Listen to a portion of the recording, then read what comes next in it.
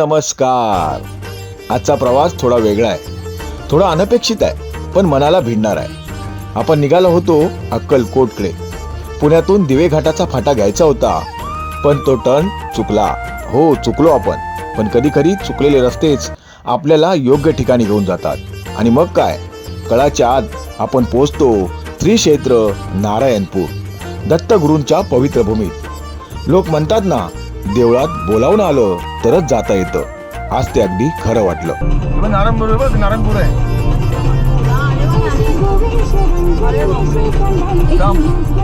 Parking करतो गाडी. चला मित्रांनो, आपण गाडी पार्क केली आहे आणि आता आपण चाललो आहे दत्तगुरूंच्या दर्शनासाठी. रस्त्यावरची ती छोटी छोटी दुकाने, हार, फुलं, अगरबत्ती, भक्तीचा सुगंध हवेत दरवळतोय. चला आपणही घेऊया पूजा साहित्य.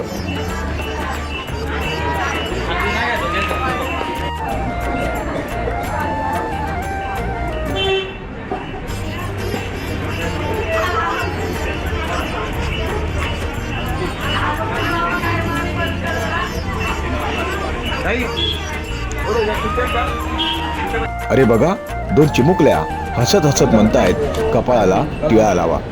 त्यांच्या निरागस हसण्यातही एक वेगळाच आशीर्वाद आहे. चला केशरी गंध लावूया आणि पुढे जाऊया.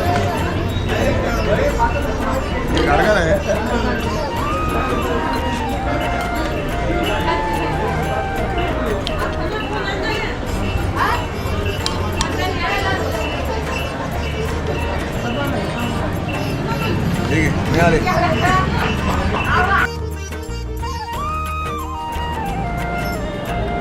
आलो आपण मंदिराच्या प्रांगणात. समोर उभा आहे ते विशाल औदुंबराचं झाड, दत्त संप्रदायात अत्यंत पवित्र. याच ठिकाणी अण्णा महाराजांना झाला होता दत्तगुरूंचा साक्षात्कार आणि तेच त्यांनी स्थापित केल्या निर्गुण पादुका, शंकराची पिंडी आणि नंदी. क्षणभर थांबा, डोळे मिटा आणि अनुभव घ्या त्या दिव्य शक्तीचा.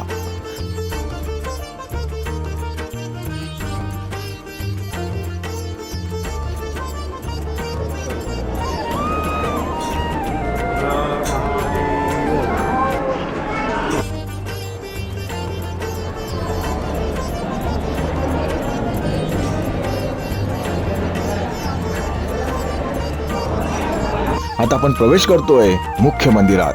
सभा मंडपातून पुढे आणि समोर उभं राहतं ते भव्य गर्भगृह.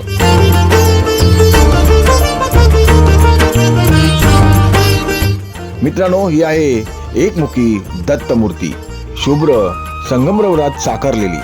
हातात डमरू, शंख, चक्र, माळ, कमंडलू आणि गदा. एकटक पाहत राहावं अशी ती मूर्ती. मन हरवून जातं. समोरच आहेत त्या पवित्र संगमरवरी पादुका.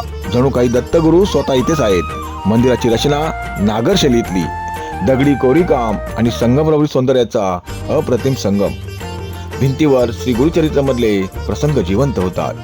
भिंतीवर रंगवलेली चित्र म्हणजे फक्त चित्र नाहीत मित्रांनो, ती आहेत श्री गुरुचरित्राच्या 51 अध्यायांची जीवनकथा. प्रत्येक भिंत, प्रत्येक कोपरा एक नवीन अध्याय उलगडतो. कुठे श्रीपाद श्री वल्लभांचा दिव्य अवतार, कुठे नरसिंह सरस्वतींची तपश्चर्या, कुठे भक्तांच्या संकटातून केलेली मुक्ती. असं वाटतं आपण चालत नाहीये, तर एका पवित्र ग्रंथातून प्रवास करतोय. प्रत्येक चित्र इतकं बोलकं आहे की शब्दांची गरजच भासत नाही. डोळे जिथे थांबतात तिथे कथा सुरू होते आणि मन नकळत त्या काळात हरवून जातं. क्षणभरासाठी असं वाटतं की हे सर्व आपण वाचत नाही तर अनुभवत आहोत.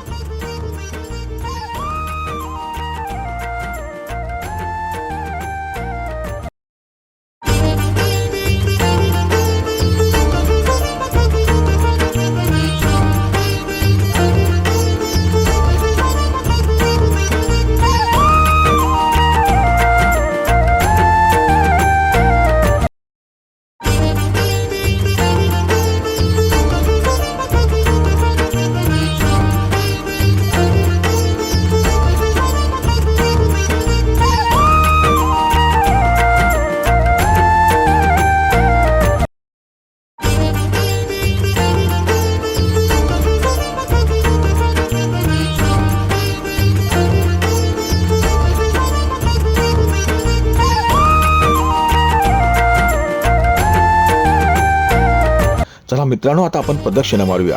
ओठावर नाम, मनात श्रद्धा दिगंबरा दिगंबरा श्रीपाद वल्लभ दिगंबरा. जय जय गुरुदेव दत्त.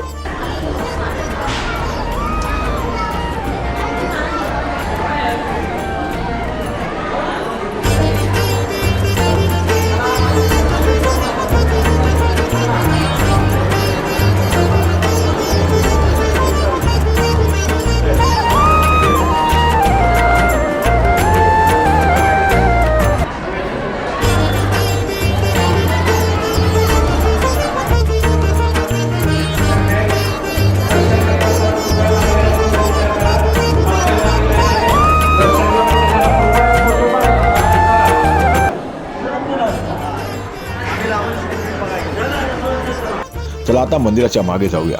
बाहेर पडताना लक्षात येतं हे फक्त मंदिर नाही, हा एक अनुभव आहे.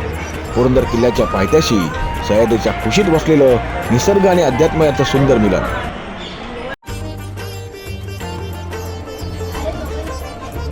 आता आपण येतोय श्री सद्गुरू रामभाऊ मास्तर यांच्या समाधीकडे. शांतता, स्थिरता, मन पूर्ण शांत होतं इथे.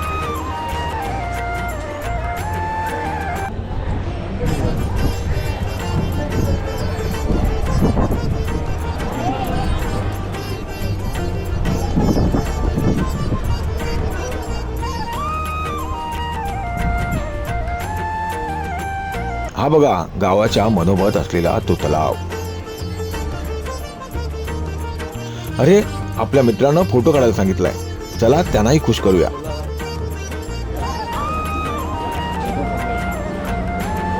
मंदिराच्या बाजूला छोटी छोटी दुकाने. एक सुगंध मनाला खेचतोय अगरबत्तीचा. थांबवत नाही स्वतःला, घेतलीच एक. दुकानात सुंदर मूर्ती, दत्तगुरु, स्वामी, विठ्ठल, रुक्मिणी. भक्तीचा प्रत्येक कोपरा इथे जिवंत होतो.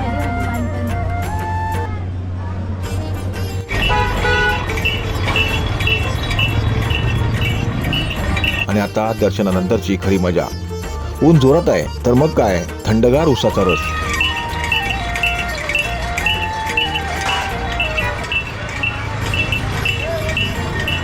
भूकही लागली आहे. आजीकडून घेतले गोड पेरू. पेरू छान आहे, गोड आहे.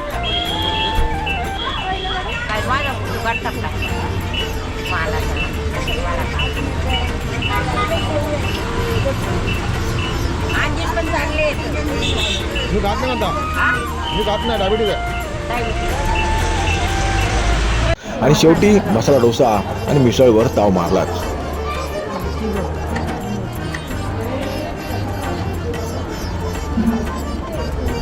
मित्रांनो, हा अनपेक्षित प्रवास, पण मनाला कायमचा लक्षात राहणारा. कधी कधी रस्ता चुकणंही गरजेचं असतं, कारण त्यातूनच आपल्याला मिळतो खरा मार्ग. चला आता निघूया पुढच्या प्रवासाला, पण मनात एकच भावना, जय गुरुदेव दत्त, श्री स्वामी समर्थ.